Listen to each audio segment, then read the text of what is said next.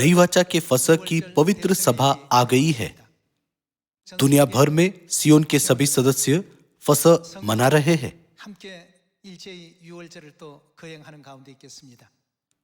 हमें फसह मनाने की आशीष देने के लिए मैं एलोहिम परमेश्वर को धन्यवाद और महिमा देता हूं। परमेश्वर की शिक्षाओं में फसह को सबसे बड़ा सत्य माना जा सकता है। हर युग में परमेश्वर ने हमेशा फसह के माध्यम से महान कार्य किए और उद्धार के आनंदमय समाचार का वादा किया और उसे प्रकट किया। इसलिए जिस चर्च में फसह नहीं है उसे एक झूठा चर्च माना जा सकता है। ऐसा इसलिए है क्योंकि यीशु ने इस फसह को मनाने की बड़ी लालसा की थी। उनकी लालसा को लूका अध्याय 22 में व्यक्त किया गया है और यीशु के अपने चेलों के साथ फसह मनाने का रिकॉर्ड बाइबल में दर्ज किया गया है, जैसे कि मत्ती अध्याय 26 और मरकुस अध्याय 14 में। लगभग 3500 साल पहले मिस्र में फसह मनाया गया था। फिर परमेश्वर ने दूध और मधु की धारा बहने वाले कनान देश में प्रवेश करने से पहले अपने लोगों को यह मनाने दिया। यह इतिहास बाइबल के भविष्य सूचक दृष्टिकोण से भविष्यवाणी का एक बहुत ही महत्वपूर्ण हिस्सा है। उस समय के बाद फसह समाप्त नहीं हुआ। इसके बजाय परमेश्वर की शिक्षाओं के अनुसार यह यहूदा के राज्य में भी जारी रहा।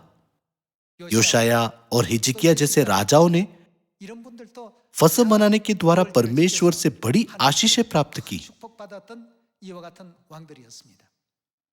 यह इतिहास जारी रहा। इजरायलियों को बंदी बनाकर बेबीलोन ले जाया गया और बाद में मुक्त किया गया। अपने स्वदेश लौटने पर एजरा नबी ने कहा, हमें यह फसह मनाना चाहिए। चूंकि हमने फसह नहीं मनाया, इसलिए हमें दूसरी जातियों में बंधुआई में ले जाया गया। हमारे देश के मजबूत न रहने के कई कारण हैं। उनमें से एक यह है कि हमने परमेश्वर की शिक्षाओं का पालन नहीं किया। इस प्रकार एजरा नबी ने जोश के साथ फसह मनाया। यह बाइबल में एजरा की पुस्तक में प्रकट होता है। केवल इतना ही नहीं है, 2000 साल पहले फसह के दौरान यीशु ने कहा, मुझे बड़ी लालसा थी कि यह फसह तुम्हारे साथ खाऊं। उन्होंने इस सत्य को एक बहुत ही बहुमूल्य विरासत के रूप में छोड़ा। आश्चर्यजनक रूप से हमारे आसपास कोई भी चर्च फसह नहीं मनाता है। यह आश्चर्यजनक है। यीशु और उनके प्रेरितों ने इस फसह को मनाने की बड़ी लालसा की थी और प्रेरित पौलुस ने कुरिन्थ जैसे यूरोपीय क्षेत्रों में भी नई वाचा के फसह का प्रचार किया था।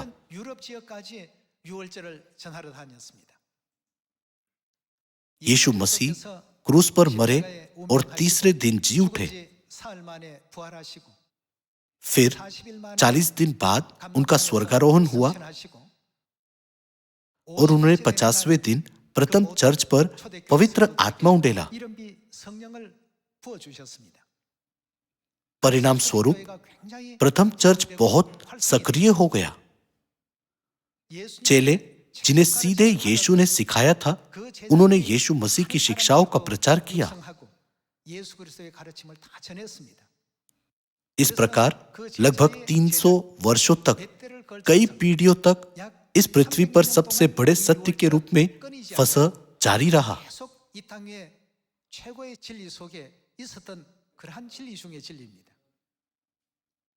हालांकि 325 ईस्वी में रोमन सम्राट कॉन्स्टेंटाइन ने ईसाई नेताओं को इकट्ठा किया।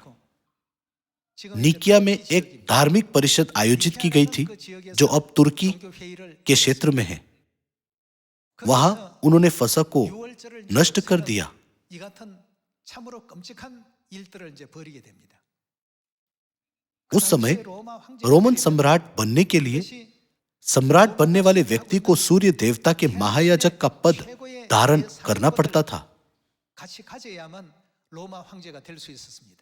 इस प्रकार रोमन सम्राट न केवल एक राजनीतिक नेता था बल्कि एक धार्मिक नेता भी था। 통치하는 종교적인 최고의 또 수장이기도 했습니다. सूर्य देवता की उपासना करने वाला नेता संभवत परमेश्वर पर विश्वास को स्वीकार नहीं कर सका, इसलिए उस समय से फसह का सत्य गायब होने लगा। 명맥이 끊어지게 되는 것이죠. फसह मूसा के समय से यीशु के समय तक मनाया गया।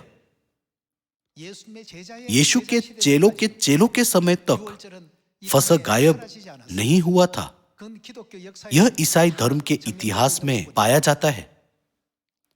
हालांकि रोमन सम्राट, 다시 말해서 दूसरे शब्दों में 최고의 대사제가 सूर्य देवता के महायाजक ने फसह का सत्य मिटा दिया। 가지고 이제 없애게 되는 겁니다. जो ईसाई इस कानून का पालन नहीं करते थे उन्हें मार डाला गया। 이제 기독교인들은 어쩔 수 없이 इसलिए वे छिपकर रहे और सन्यासी का जीवन जिया। 종족주의 생활에 들어가게 된 것이죠. इस तरह फसह को दबा दिया गया। बाहरी रूप से उसने ईसाई धर्म की वकालत की, लेकिन वास्तव में उसने 321 ईस्वी में सबत को नष्ट कर दिया और रविवार की आराधना का परिचय दिया। सूर्य देवता की आराधना करने का दिन रविवार था। 일요일이었습니다. 그럼 그 이전까지는 तब तक ईसाई किस दिन आराधना करते थे? 우리 하나님의 교회처럼 आज हमारे चर्च ऑफ गॉड की तरह वे शनिवार को आराधना करते थे। 토요일 날 예배드렸다는 जब हम मध्य पूर्व में यहूदी लोगों को देखते हैं तो क्या हम ये नहीं समझ सकते हैं कि उन्होंने शनिवार को आराधना की? 우리가 쉽게 이해할 수가 있지 않습니까? इससे पहले रविवार की आराधना नहीं होती थी। हालांकि 321 ईस्वी में इसे रोमन सम्राट द्वारा पेश किया गया था 되기 시작했고 और 325 ईस्वी में फसह का सत्य नष्ट कर दिया गया था। 없어져 버리게 된 것입니다. 그럼 유월절이 फिर फसह इतना महत्वपूर्ण क्यों है? फसह के बिना परमेश्वर को पिता और माता कहने का मार्ग बंद हो जाएगा। फसह के माध्यम से परमेश्वर ने हमें मनुष्य के पुत्र का मांस खाने और उनका लहू पीने के नियम की प्रतिज्ञा दी, 먹고 마실 수 있는 제도를 जिससे हम उनकी संतान बन सके। 약속을 해 놓으셨습니다. आज फसह स्वर्गीय परिवार के सदस्यों के लिए बहुत महत्वपूर्ण है। आइए हम बाइबल के माध्यम से इसके महत्व पर विचार करें, जिसमें परमेश्वर की इच्छा निहित है, 성경을 통해서 न कि 확인을 해보시면 विद्वानों की राय के माध्यम से। 중요함을 다시 한번 되새겨 보시고 유월절을 हमें जगत के अंत तक फसह मनाना चाहिए और सभी लोगों को परमेश्वर की इच्छा का प्रचार करना चाहिए। 되셔야 되겠습니다. आइए हम मत्ती अध्याय 26 आयत 17 पर एक नजर डालें। 17절의 말씀 함께 보시겠습니다.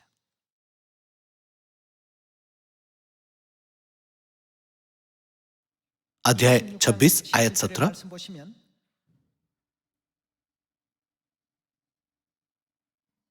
अख़मीरी रोटी के पर्व के पहले दिन चेले यीशु के पास आकर पूछने लगे, तू कहाँ चाहता है कि हम तेरे लिए फसह खाने की तैयारी करें? चेलों ने यीशु से यह प्रश्न पूछा। आयत 18, उसने कहा, नगर में अमुक व्यक्ति के पास जाकर उससे कहो, गुरु कहता है कि मेरा समय निकट है, मैं अपने चेलों के साथ तेरे यहाँ पर्व मनाऊंगा। अतः चेलों ने यीशु की आज्ञा मानी और फसह तैयार किया। उन्होंने अपने चेलों को उत्तर दिया। यीशु ने भी फसह मनाया। ऐसा इसलिए है क्योंकि फसह में परमेश्वर की एक बहुत ही महत्वपूर्ण वाचा है। इसलिए उन्होंने हमें फसह मनाने का नमूना दिखाया। जिन्होंने हाल ही में बपतिस्मा लिया है और पहली बार फसह मना रहे हैं, उनमें से कुछ पूछ सकते हैं, केवल चर्च ऑफ गॉड ही फसह क्यों मनाता है जबकि अन्य चर्च फसह नहीं मनाते? हम ऐसा विश्वास रखना चाहते हैं जो परमेश्वर की इच्छा के अनुसार हो। यदि हम स्वर्ग की ओर ले जाने के लिए दी गई परमेश्वर की शिक्षाओं को अस्वीकार करते हैं तो हमारे विश्वास का क्या अर्थ होगा? परमेश्वर हमें आज्ञा देते हैं कि हम इसे मनाएं, इसलिए यदि दूसरे इसे नहीं भी मनाते हैं तो क्या हमें उनका पालन करना चाहिए? हमें परमेश्वर की शिक्षाओं का पालन करना चाहिए जिन पर हम विश्वास करते हैं। आइए देखें कि फसह कैसे तैयार किया गया और कैसे मनाया गया। आयत 26। आइए हम आयत 26 पर एक नजर डालें। जब वे खा रहे थे तो यीशु ने रोटी ली और आशीष मांगकर तोड़ी और चेलों को देकर कहा, लो खाओ, यह मेरी देह है। इस तरह फसह की रोटी तोड़कर उन्होंने कहा कि फसह की रोटी उनकी पवित्र देह है। आयत 27। फिर उसने कटोरा लेकर धन्यवाद किया और उन्हें देकर कहा, तुम सब इसमें से पियो,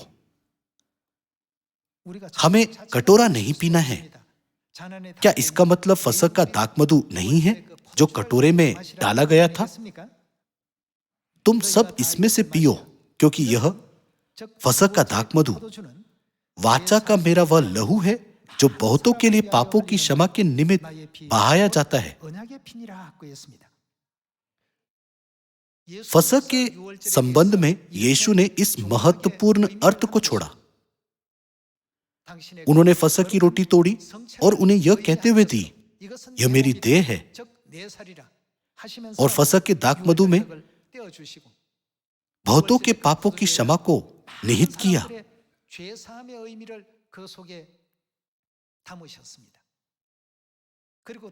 यह जानते हुए कि अगले दिन उन्हें क्रूस पर चढ़ाया जाएगा, उन्होंने उत्सुकता से अपने चेलों के साथ फसह मनाने की लालसा की। यह बहुत अजीब है कि आज के ईसाई धर्म में फसह नहीं है। यदि हम यीशु पर विश्वास करने वाले ईसाई हैं, तो हमारे पास फसह होना चाहिए। मिस्र में फसह से शुरू करके सब कुछ बाइबल में लिखा गया है। मत्ती अध्याय 26 में यीशु ने कहा, यह रोटी साधारण रोटी नहीं है, यह मेरी देह है जो मानव जाति को बचाने के लिए क्रूस पर मेरे बलिदान के माध्यम से दी गई है। दाखमधु देते समय उन्होंने कहा, यह क्रूस पर बहाया गया मेरा लहू है। मानव जाति को अपना मांस और लहू देकर उन्होंने हमें पापों की क्षमा दी।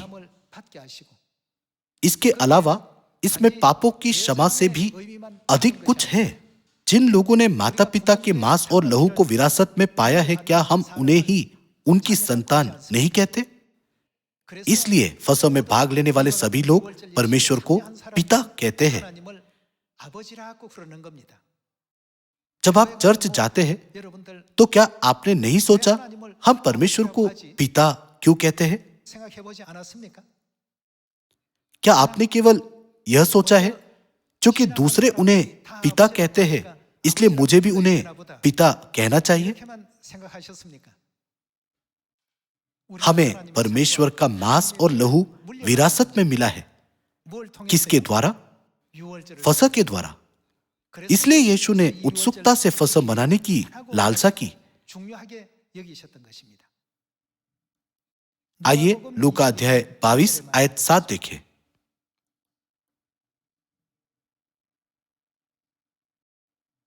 लूका अध्याय 22 आयत 7।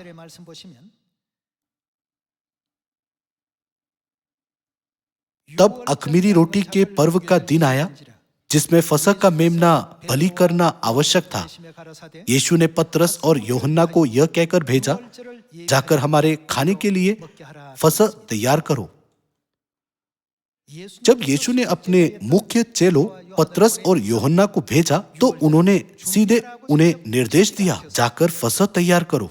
이를 इस 정도로 이 प्रकार 유월절 진리는 फसह ईसाई धर्म का 굉장히 मुख्य सत्य है। 중심 진리라고 볼 수 있습니다.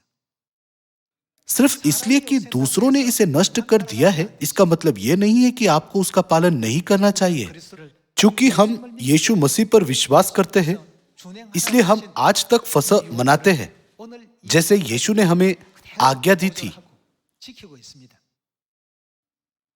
आइए फिर से आयत 7 पढ़ें। 다시 봅니다. तब अख़मीरी रोटी के पर्व का दिन आया, जिसमें फसह का मेमना बलि करना आवश्यक था। यीशु ने पतरस और यूहन्ना को यह कहकर भेजा, जाकर हमारे खाने के लिए फसह तैयार करो।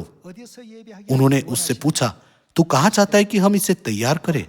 उसने उनसे कहा, देखो, नगर में प्रवेश करते ही एक मनुष्य जल का घड़ा उठाए हुए तुम्हें मिलेगा। जिस घर में वह जाए, तुम उसके पीछे चले जाना और उस घर के स्वामी से कहना, गुरु तुझसे कहता है कि वह पहुंचशाला कहाँ है, जिसमें मैं अपने चेलों के साथ फसह खाऊं। वह तुम्हें एक सजी सजाई बड़ी अटारी दिखा देगा, वहीं तैयारी करना। उन्होंने जाकर जैसा उसने उनसे कहा था वैसा ही पाया, और उन्होंने क्या किया? फसह तैयार किया। उन्होंने फसह मनाने की पूरी तैयारी की। आइए आयत 14 देखें। जब घड़ी आ पहुंची, जब फसह के पर्व की घड़ी आ पहुंची, तो वह प्रेरितों के साथ भोजन करने बैठा, और उसने उनसे कहा, मुझे क्या बड़ी लालसा थी कि दुख भोगने से पहले यह फसह तुम्हारे साथ खाऊं। यीशु ने कहा, मुझे बड़ी लालसा थी। हम कब जोर देकर कहते हैं? हम किसी महत्वपूर्ण बात के लिए जोर देकर कहते हैं। फिर यहां जोर देकर किसने कहा? वह यीशु मसीह थे, जिनका सभी ईसाई पालन करते हैं। यीशु मसीह ने क्या मनाने की बड़ी लालसा की?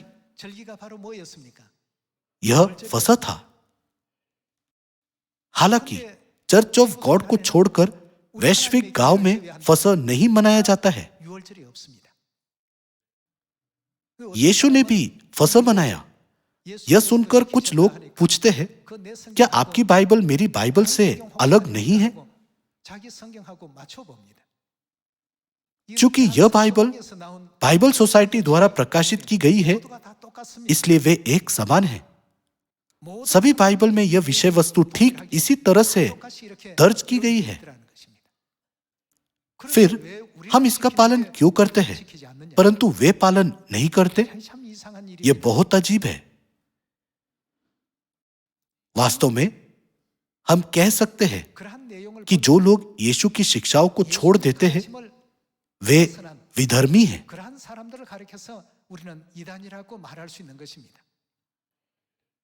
आइए हम फिर से आयत 15 देखें। और उसने उनसे कहा, मुझे क्या बड़ी लालसा थी कि दुख भोगने से पहले यह फसह तुम्हारे साथ खाऊं। वह दूसरे दिन क्रूस पर चढ़ाए जाने वाले थे। इस प्रकार यीशु ने जिस फसह को मनाने की बड़ी लालसा की, वह 2000 साल पहले मरकुस की अटारी पर मनाया गया फसह था। आइए हम आयत 19 की ओर बढ़े। आइए आयत 19 देखें। फिर उसने रोटी ली और धन्यवाद करके तोड़ी और उनको यह कहते हुए दी, यह मेरी देह है जो तुम्हारे लिए दी जाती है। मेरे स्मरण के लिए यही किया करो। यीशु ने स्पष्ट रूप से हमें आज्ञा दी, मेरे स्मरण के लिए यही किया करो। फसह वह दिन है जिसे यीशु ने एक नियम के रूप में स्थापित किया। हम कह सकते हैं कि जिस चर्च में फसह नहीं है, वह यीशु पर विश्वास नहीं करता है। मेरे स्मरण के लिए यही किया करो। आयत 20। इसी रीति से उसने भोजन के बाद कटोरा भी यह कहते हुए दिया, यह कटोरा मेरे उस लहू में जो तुम्हारे लिए बहाया जाता है नई वाचा है। नई वाचा का फसह का सत्य एक बहुमूल्य सत्य है, जिसे परमेश्वर ने मानव जाति के लिए स्थापित किया। चर्च जिसमें नई वाचा का फसह नहीं है, वह मसीह का चर्च नहीं है। ऐसा इसलिए है क्योंकि परमेश्वर ने मूसा के समय से फसह के महत्व पर जोर दिया है। आज आइए हम निर्गमन अध्याय 12 को भी देखें। परमेश्वर की दृष्टि में यह दुर्भाग्यपूर्ण है कि लोग फसह की अवहेलना कर रहे हैं, जिसे 3500 से अधिक वर्षों से मनाया जा रहा है। आइए हम निर्गमन अध्याय 12 आयत 21 पर एक नजर डालें।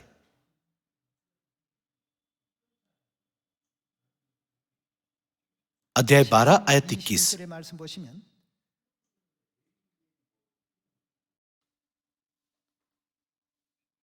तब मूसा ने इज़राइल के सब पुरनियों को बुलाकर कहा, तुम अपने अपने कुल के अनुसार एक एक मेमना अलग कर रखो और फसह का पशु बलि करना। यह पहली बार है जब फसह मनाया गया था। आइए हम आयत 25 की ओर बढ़े। जब तुम उस देश में जिसे यहोवा अपने कहने के अनुसार तुमको देगा प्रवेश करो, तब ये काम किया करना। और जब तुम्हारे बच्चे तुमसे पूछे, इस काम से तुम्हारा क्या मतलब है? आयत 27। तब तुम उनको यह उत्तर देना, यहोवा ने जो मिस्रियों के मारने के समय मिस्र में रहने वाले हम इजरायलियों के घरों को छोड़कर हमारे घरों को बचाया, इसी कारण उसके फसह का यह बलिदान किया जाता है। तब लोगों ने सिर झुकाकर दंडवत की। लगभग 3500 साल पहले जब मूसा ने इजरायलियों को मिस्र से बाहर निकाला, तब से परमेश्वर फसह पर जोर देते हुए कह रहे हैं कि इसे मनाया जाना चाहिए। आइए हम आयत 43 देखें। फिर यहोवा ने मूसा और हारून से कहा, पर्व की विधि यह है, कोई परदेशी उसमें से न खाए, पर जो किसी का मोल लिया हुआ दास हो और तुम लोगों ने उसका खतना किया हो, वह तो उसमें से खा सकेगा। इस तरह परमेश्वर ने फसह की स्थापना करते समय उस पर जोर दिया। यह सत्य कभी गायब नहीं होगा और इसे गायब नहीं होना चाहिए। आइए हम निर्गमन अध्याय 13 आयत 8 पर जाएं। और उस दिन तुम अपने अपने पुत्रों को यह कह के समझा देना कि यह हम उसी काम के कारण करते हैं जो यहोवा ने हमारे मिस्र से निकल आने के समय हमारे लिए किया था। फिर यह तुम्हारे लिए तुम्हारे हाथ में एक चिन्ह होगा और तुम्हारी आंखों के सामने स्मरण कराने वाली वस्तु ठहरे, जिससे यहोवा की व्यवस्था तुम्हारे मुंह पर रहे, क्योंकि यहोवा ने तुम्हें अपने बलवंत हाथों से मिस्र से निकाला है। इस कारण तुम क्या इस विधि को प्रति वर्ष नियत समय पर माना करना। परमेश्वर ने हमें हर साल फसह मनाने की आज्ञा दी। ऐसे कई बाइबल विद्वान और चर्च है जो यीशु मसीह पर विश्वास करते हैं। वे फसह क्यों नहीं मनाते?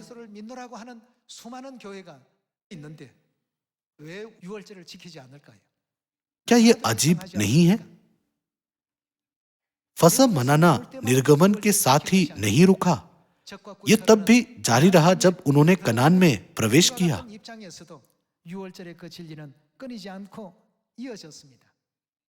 आइए हम देखें कि मूसा की मृत्यु के बाद यहोशू ने इजरायलियों का नेतृत्व कैसे किया। यहोशू अध्याय 5 आयत 10।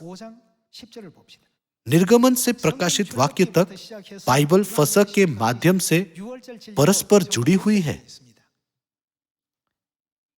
आइए यहोशू अध्याय 5 देखें।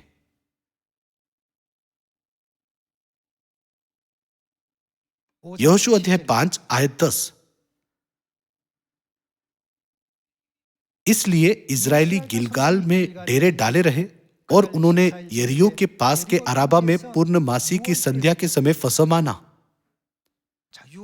सभी लोगों, फसह खत्म नहीं हुआ, यह जारी रहा। सभी युगों में परमेश्वर की सेवा करने वाले लोगों को फसह को स्मरण करना चाहिए। सभी इजरायलियों ने भी ऐसा ही किया। आइए हम फिर से आयत 10 देखें। इसलिए इजरायली गिलगाल में डेरे डाले रहे और उन्होंने यरीहो के पास के अराबा में पूर्णमासी की संध्या के समय फसह माना।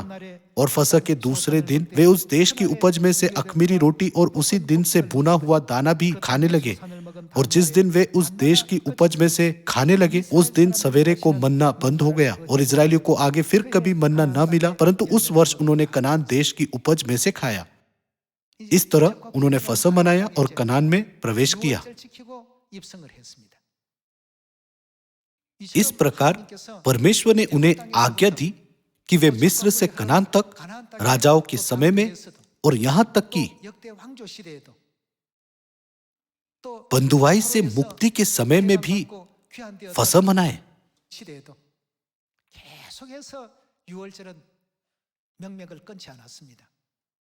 इसके अलावा सुसमाचार की पुस्तकों में यीशु मसीह ने कहा कि उन्हें अपने चेलों के साथ फसह खाने की बड़ी लालसा थी और उन्होंने फसह की रोटी और दाखमधु के महत्व को समझाया।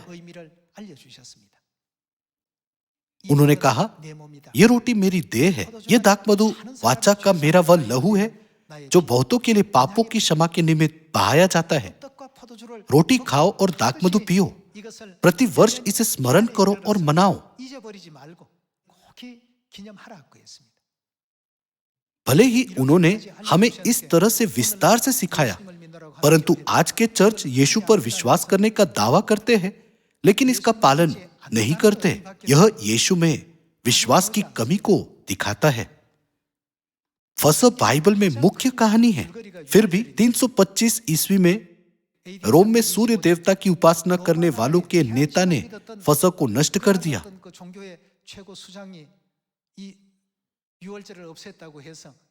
आज सभी चर्चों के लिए इस नष्ट हुई चीज का पालन करने का कोई मतलब नहीं है। इसलिए हमें यीशु की शिक्षाओं को स्वीकार करना चाहिए और प्रेरितों की शिक्षाओं का पालन करना चाहिए। यही स्वर्ग का मार्ग और सत्य का पालन करने का मार्ग है। इसलिए हमें कभी भी बाइबल में परमेश्वर के वचनों में कुछ जोड़ना या उनमें से कुछ निकालना नहीं चाहिए। परमेश्वर ने हमें कुछ भी न बदलने का निर्देश दिया। यदि हम कुछ भी बदले बिना परमेश्वर के वचन को स्वीकार करते हैं तो हमें फसह के बारे में क्या करना चाहिए? हमें इसे मनाना चाहिए। यदि हम इसे मनाने में विफल रहते हैं तो क्या हमें वह उद्धार मिल सकता है जिसकी हम लालसा करते हैं? आइए हम मत्ती अध्याय 7 पर जाएं। इसके बारे में यीशु ने हमें एक चेतावनी दी है। उन्होंने मानव जाति के भविष्य को पहले से देखा और एक महत्वपूर्ण संदेश छोड़ा। आइए मत्ती अध्याय 7 आयत 21 देखें।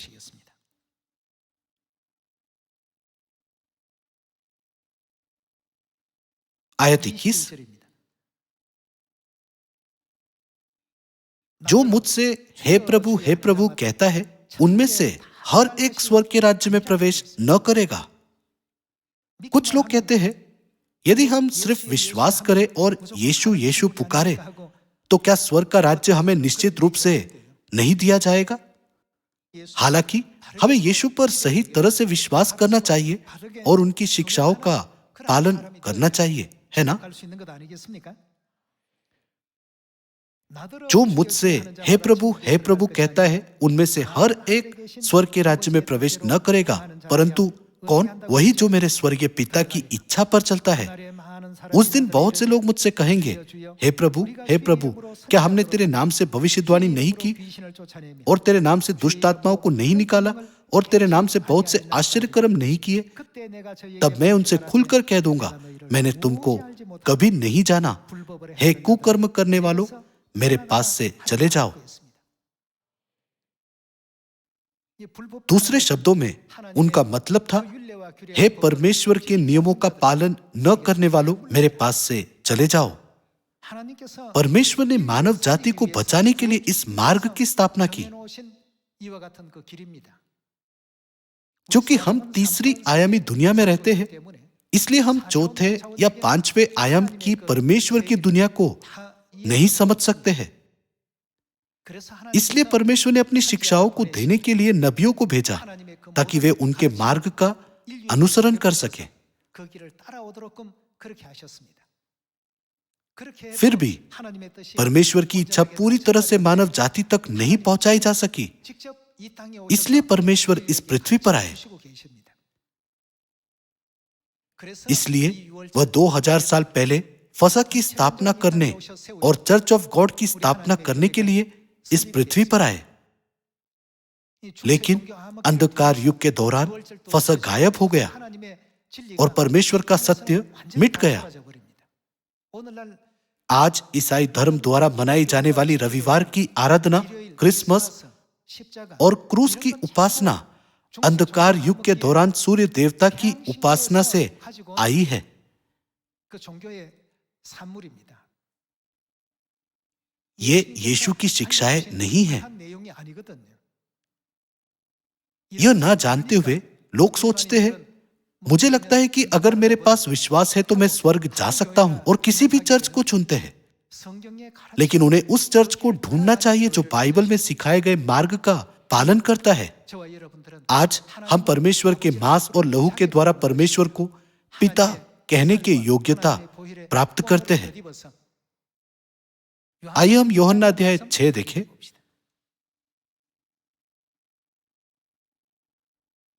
यूहन्ना अध्याय 6 आयत 53। आयत 53। यीशु ने उनसे कहा, मैं तुमसे सच सच कहता हूं कि जब तक तुम मनुष्य के पुत्र का मांस न खाओ और उसका लहू न पियो, तुम्हें क्या नहीं? 뭐에 없다고요? जीवन नहीं। क्या जीवन न होने का मतलब मृत्यु नहीं है? बाइबल हमें बताती है कि जिस किसी के पास मसीह का मांस और लहू नहीं है, उसे मृत माना जाता है। 그 이렇게 성경은 알려주고 있습니다. आयत 54। जो मेरा मांस खाता और मेरा लहू पीता है, उसके पास क्या है? 갖는다고요? अनंत जीवन उसी का है, और मैं उसे अंतिम दिन फिर जिला उठाऊंगा। आइए हम आयत 55 पर जाएं। आयत 55 में यीशु कहते हैं, क्योंकि मेरा मांस वास्तव में खाने की वस्तु है और मेरा लहू वास्तव में पीने की वस्तु है। जो मेरा मांस खाता और मेरा लहू पीता है, वह मुझ में स्थिर बना रहता है और मैं उसमें। जैसा जीवते पिता ने मुझे भेजा और मैं पिता के कारण जीवित हूं, वैसा ही वह भी जो मुझे खाएगा, उसके साथ क्या होगा? वह मेरे कारण जीवित रहेगा। हमें अनंत जीवन प्रदान करने और हमारे लिए स्वर्ग जाने का मार्ग खोलने के लिए परमेश्वर ने हमें इस फसह की अनुमति दी। जब आप ईसाई धर्म और कैथोलिक चर्च के इतिहास को देखते हैं, तो आप देख सकते हैं कि इसे परमेश्वर ने नष्ट किया या एक सम्राट ने। यह सारे सेमिनारी द्वारा उपयोग की जाने वाली इतिहास की पुस्तकों में पाया जाता है। लेकिन कुछ लोग पूछते हैं, अब तक सभी लोग गलत मार्ग पर चले हैं, मैं अकेले सही मार्ग पर कैसे चल सकता हूं? सभी लोगों, चाहे कितने भी लोग गलत तरीके से परमेश्वर पर विश्वास करते हो, यदि परमेश्वर हमें सही मार्ग सिखाते हैं, तो हमें फसह मनाने के लिए क्या करना चाहिए? हमें राजा होशैया और राजा हिजकिय्याह की तरह फिरना चाहिए। पहले मैंने ऐसा इसलिए किया क्योंकि मैं इसके बारे में नहीं जानता था, लेकिन अब बाइबल को देखने के बाद यह स्पष्ट है कि परमेश्वर ने हमें फसह मनाने की आज्ञा दी है। इस प्रकार सभी ने फसह मनाया। बाइबल के इतिहास में अनुग्रहपूर्ण शिक्षाएं हैं।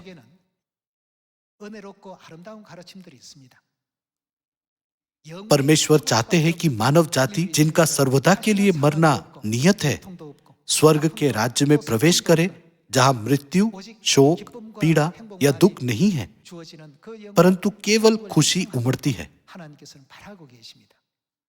हालांकि वह रास्ता बिगाड़ा गया है। हम बिगड़े हुए मार्ग से स्वर्ग में नहीं जा सकते। इस प्रकार मैं सियोन की सभी संतानों से केवल बाइबल में सिखाए गए मार्ग का ईमानदारी से पालन करने के लिए कहना चाहता हूं। साथ ही हमें नई वाचा का फसह प्रदान करने के लिए मैं एलोहिम परमेश्वर, मसीह आन सांग होंग और नई यरूशलेम स्वर्गीय माता को अनंत धन्यवाद और स्तुति देना चाहता हूं। इसके द्वारा मैं आज के उपदेश को समाप्त करना चाहूंगा। आपका बहुत बहुत धन्यवाद।